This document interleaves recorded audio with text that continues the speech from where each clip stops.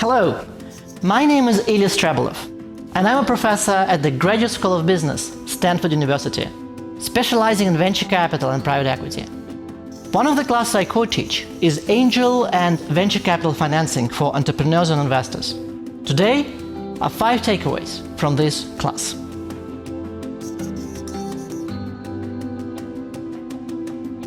Success in startup investing is not just due to luck, as many believe, but also skills, sweat, perseverance. VCs may spend over 100 hours on due diligence of just one startup, making a dozen reference calls to check on the idea, founders, product, market. They debate startups' opportunities and risks with their partners. The skills of how to conduct due diligence are critical, as is the appreciation that it is hard and often unglamorous work.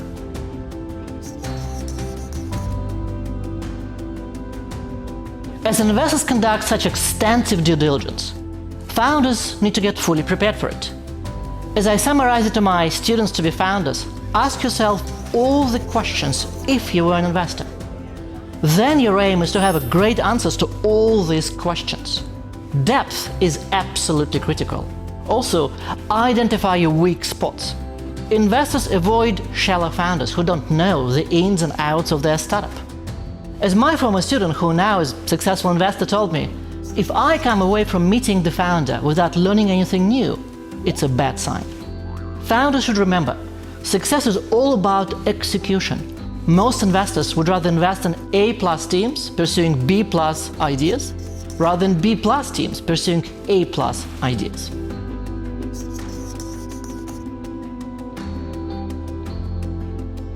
The third takeaway is that you need to know the ins and outs of contracts in the VC space.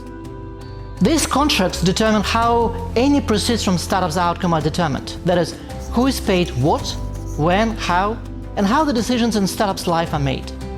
We actually spent most of our course discussing all these contracts in great detail. Financial securities in startups are very unusual if you compare them to traditional debt and equity securities. They need to take into account that many startups fail, that startups raise many rounds of funding from many investors, and that investors need patience. The takeaway is to understand these contracts and contractual terms really, really well.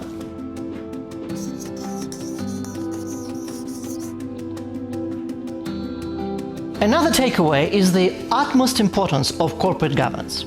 That is, how decisions are made in startups. For example, lead early-stage VCs typically become board members, get shareholder voting rights.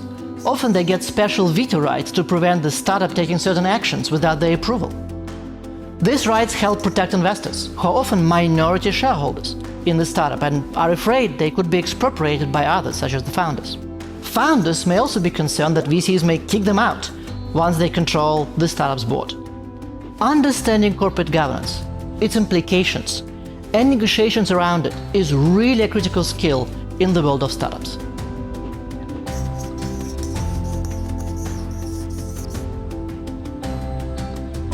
A surprising result is that valuation serves many purposes, apart from just finding out what the security or company fair value is, especially for early-stage startups.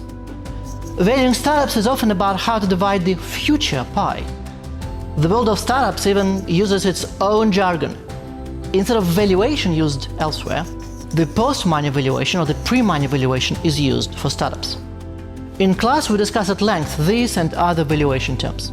Remember one thing, that the post-money valuation is not the same as the fair or the market value. In fact, my research shows that post-money valuation is typically higher than the fair value, a result with far-reaching practical implications. So, if you take all these 5 takeaways to heart and utilize them, either as a founder or as an investor, then you are much more likely to succeed in the world of angel, venture capital investment, in the world of startups. Good luck!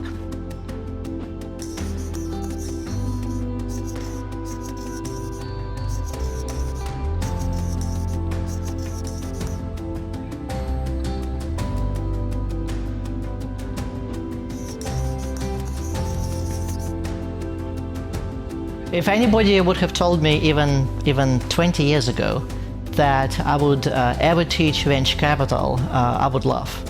But now that I teach venture capital and private equity, I think that is really the most amazing thing to do. To meet founders, investors who are really passionate about what they do and trying to help them, both at Stanford and outside, is truly amazing.